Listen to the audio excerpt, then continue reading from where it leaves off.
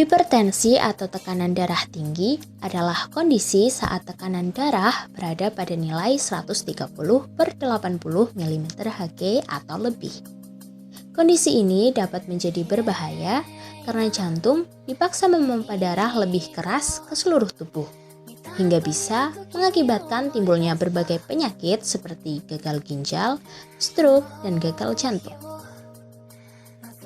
Ada banyak faktor yang terlibat dalam patofisiologi hipertensi.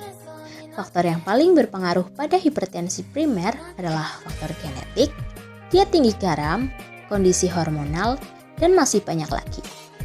Meskipun ada pengaruh genetik, namun sampai saat ini mekanisme terjadinya hipertensi primer masih belum diketahui dengan pasti.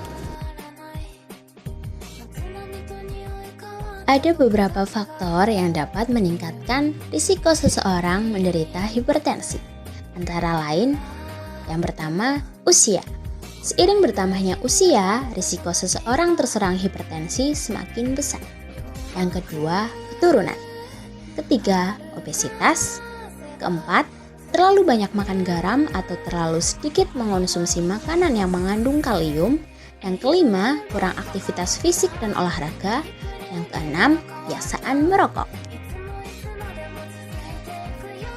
Hipertensi bisa dikatakan penyakit yang berbahaya karena dapat terjadi tanpa gejala. Namun, gejala bisa muncul bila tekanan darah sudah sangat tinggi. Gejala yang mungkin ditimbulkan antara lain sakit kepala, lemas, masalah dalam penglihatan, nyeri dada, sesak nafas, aritmia, dan adanya darah dalam urin.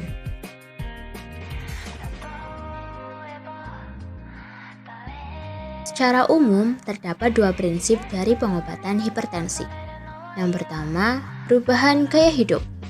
Gaya hidup sehat yang perlu dijalani antara lain mengadopsi pola diet dengan lebih banyak mengonsumsi buah, sayur-sayuran, susu rendah lemak, gandum, dan kacang-kacangan.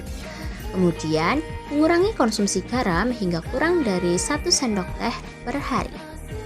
Yang lain ada perbanyak aktivitas fisik, rutin berolahraga, menurunkan berat badan, berhenti merokok, dan masih banyak lainnya. Ada beberapa upaya pencegahan yang dapat dilakukan untuk menghindari hipertensi. Yang pertama, menjaga berat badan tetap ideal. Yang kedua, berolahraga secara rutin. Yang ketiga, konsumsi makanan yang rendah lemak dan kaya serat, seperti roti dari biji-bijian, beras merah, serta buah dan sayuran. Yang keempat, kurangi garam. Yang kelima, kurangi konsumsi alkohol. Yang keenam, berhenti merokok. Dan yang ketujuh, konsumsi kafein sesuai yang dianjurkan.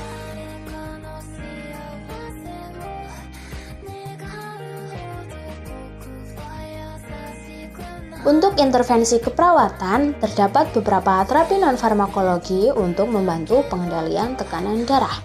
Yang pertama, terapi relaksasi genggam jari. Terapi relaksasi genggam jari yang dikombinasikan dengan terapi nafas dalam dapat mengurangi ketegangan fisik dan emosi. Karena genggaman jari pada tangan dapat menghangatkan titik-titik keluar masuknya energi pada meridian yang terletak pada jari tangan. Apabila disertai dengan menarik nafas dalam-dalam dapat mengurangi kerja saraf simpatis sehingga menyebabkan tekanan darah menurun. Yang kedua, slow deep breathing. Slow deep breathing yang dilakukan 6-10 kali dalam 1 menit secara rutin akan merangsang pelepasan hormon endorfin yang akan membuat tubuh menjadi rileks. Selain itu, juga akan merangsang sistem saraf parasimpatis menjadi lebih aktif dibanding sistem saraf simpatis yang akan memengaruhi kerja dari sistem baroreseptor dan mengakibatkan terjadinya vasodilatasi pada pembuluh darah dan menurunnya denyut jantung yang menyebabkan turunnya tekanan darah.